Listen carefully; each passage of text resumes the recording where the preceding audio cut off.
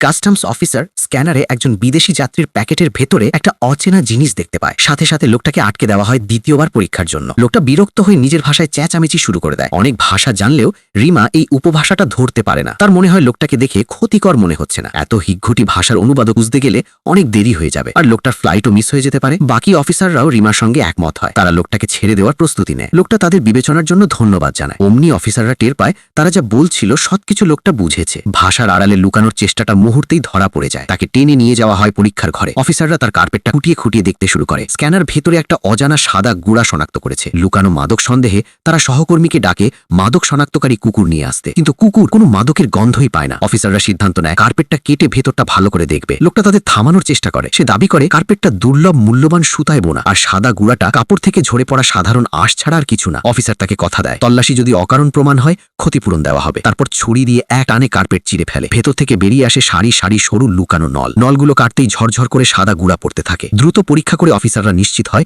এটা মাদক। লোকটাকে মাদক পাচারের অভিযোগে সাথে সাথে গ্রেফতার করা হয়।